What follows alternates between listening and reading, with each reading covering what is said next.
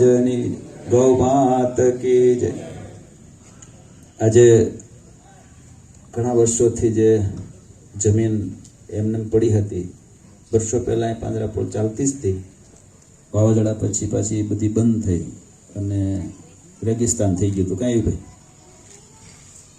બન્યું છે ને ઠાકોરજીની ઈચ્છાથી બન્યું છે।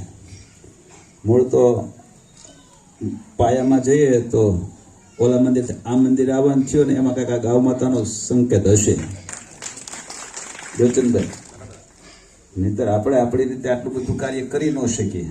પણ પછી ભગવાનને એમ થયું કે ત્યાં પૂરું થયું, હવે આ નવું કંઈક શરૂ કરો। એટલે આપણને બેહવા નથી દેવા ભગવાનની વાત 100% સાચી છે। મને એમ હતું મંદિર થઈ જાય ને પછી નિરાતે માળા ફેરવું છું, પણ ઠાકોરજી કે રહેવા દે ડોબા, માળા ફેરવાનો વાર છે। એટલે ભગવાનને આ કરાવવું હશે અને ભગવાનને કરાવવું હોય ને એ જ થાય, આપણે તો ફક્ત નિમિત્ત છીએ। અર્જુન નિમિત્ત બન્યા હતા, મહાભારતનું યુદ્ધ તો ભગવાન જ ખેલતા હતા। અર્જુનને પ્રેરણા ઠાકોરજીએ કરી, શક્તિ ભગવાને આપી અને યુદ્ધ ખેલા, વિજય કર્યો, મૂળમાં તો ભગવાન બેઠા હતા। એમાં આખો દોરી સંચાર ભગવાન કરી રહ્યા છે। આપણને ખબર ન હોય ને એવું કંઈક નવું ઊભું થાય, આ બધું એવું નવું ઊભું થઈ રહ્યું છે। એટલે આપણે તો ગયા વર્ષે જ્યારે ચોમાસામાં રોડ ઉપર અમે જતા હોય, સભા કેન્દ્ર બહારથી આવીને જતા હોય ને ગાયોને દુઃખી જોતા હતા, તો એમ તમે થયું કે આ ગાયો સુખી થાય ને તો બહુ સારું। મેં સૌ પ્રથમ એવી ભાઈને બોલાવ્યા, મેં તો આને માટે કંઈક કરી, તો કે એના માટે શું કરવું, કે આ કોણ સાચું, એમ કેમ થાય, કે આ કોઈ જવાબદારી લેવા જોઈએ ને। પછી ધીમે ધીમે મિટિંગો કરતા રહ્યા અને પછી આપણે પેલો ઉત્સવ કર્યો અને એ ઉત્સવના ફળરૂપે જૈન સમાજને ભગવાને પ્રેરણા કરે કે હવે આમાં બધા ભળી જાઓ, અને જૈન સમાજ ભેળો, આખું ગામ ભેળું અને આ પાંજરાપોળની જગ્યા આપણે સાફ કરી અને અહીંયા પાંજરાપોળ ખોલવાનો આજનો દિવસ આવી ગયો। એટલે ગાયને સુખી કરવા માટે આપણે પ્રયત્ન કરીએ છીએ એવું નથી, આપણે સુખી થવા માટે પ્રયત્ન કરીએ છીએ। યાદ રાખજો, ગાય બચશે તો દેશ બચશે, ગાય નહીં બચે એટલે આખો દેશ ખતમ થઈ જશે। આપણને તો એ ચિંતા છે। હમણાં દેવચંદભાઈ કહ્યું કે મંદિર બાંધવા કરતાં સ્વામીની ઈચ્છા ગાયને વધારે સુરક્ષિત કરવાની છે। એનું કારણ એ છે, મંદિર બંધાણા પછી મંદિરમાં આવનાર જ કોઈ નહીં હોય તો મંદિરને શું કરશું? એટલે મારો કન્સેપ્ટ એવો છે, પહેલા ફાઉન્ડેશન તૈયાર થાય પછી બિલ્ડિંગ બાંધીએ તો સારું। એટલે ગાય બચાવી એ ફાઉન્ડેશન છે। ગાય બચશે એટલે ઓટોમેટિક તમામના જીવન નિરોગી બનશે, અને નિરોગી બનશે પછી મંદિર બાંધશું તો એ લોકો મંદિરમાં આવીને ભજન કરી શકશે। આ આપણો હજી શરૂઆતનો પહેલો છે કે બગસરા અને બગસરા વિસ્તારે આપણે મોડેલ બનાવવો છે, અને એ મોડેલ બનશે ને પછી જ આપણે બધાને ધામમાં જવાનું છે। ત્યાં સુધી ખબરદાર કોઈ દોચનભાઈ શરીર ગમે એમ હોય પણ જવાનું નામ નથી લેવાનું। હવે બગસરાથી પ્રારંભ કર્યો છે એટલે બગસરાને મોડેલ બનાવવું જ છે। અને એવી ભાઈ જેવા નગરપાલિકાના પ્રમુખ એમને આવ્યા કરે, દર વર્ષે 31 લાખ આપે તો આપણને શું વાંધો?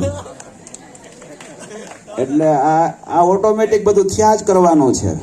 એટલે આપણે એવું નક્કી કર્યું છે કે આ ગંગોત્રી બને, બગસરા નહીં આખો વિસ્તાર, આપણે બગસરા વિસ્તારને સાથે રાખીએ છીએ।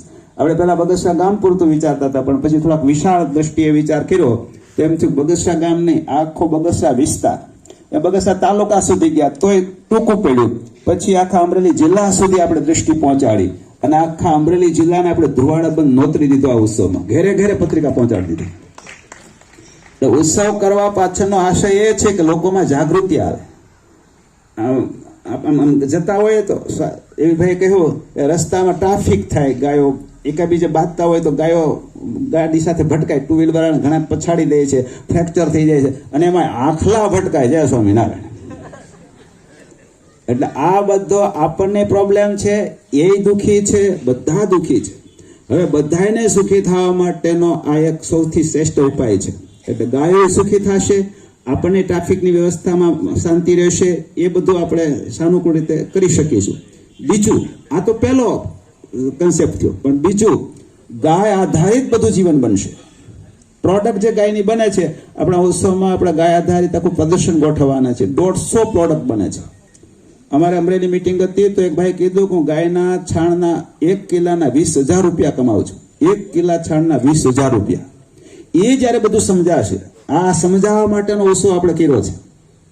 ગાયની પ્રોડક્ટ કેટલી કિંમતી છે, ગાયના છાણમાં કેટલી ઉત્તમતા છે, ગાયના મૂત્રમાં કેટલી તાકાત છે, દૂધમાં કેટલી તાકાત છે, એ બધું લોકોને સમજાશે। ગાયના શ્વાસમાં કેટલી તાકાત છે એ સમજાશે તો લોકોને ગાય રાખવી બહુ સરળ થઈ જશે।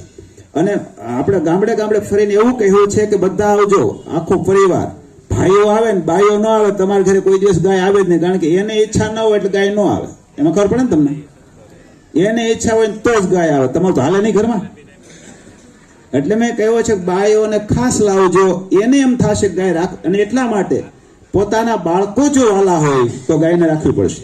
બાળકોને ગાયનું દૂધ ઘી મળશે તો એ બાળક યુવાન થશે, નહીતર યુવાન થયા પહેલા એ કેન્સરનો ભોગી બની જશે. એ બધું સમજાવવા માટેનો આખો આપણો ઉત્સવ છે.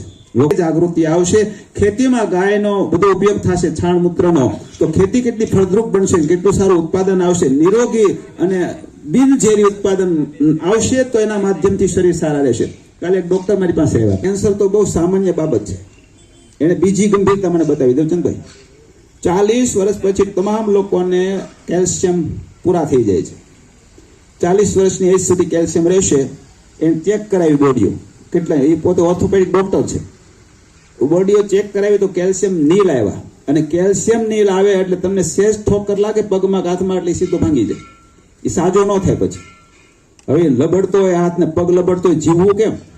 કેલ્શિયમના અભાવને કારણે આ પોઝિશન 5 વર્ષમાં લગભગ 100% શરૂ થઈ જાય. મળે છે ગાયના ઘી કે માખણમાંથી કેલ્શિયમ મળે છે, એ તો કોઈને મળતા નથી.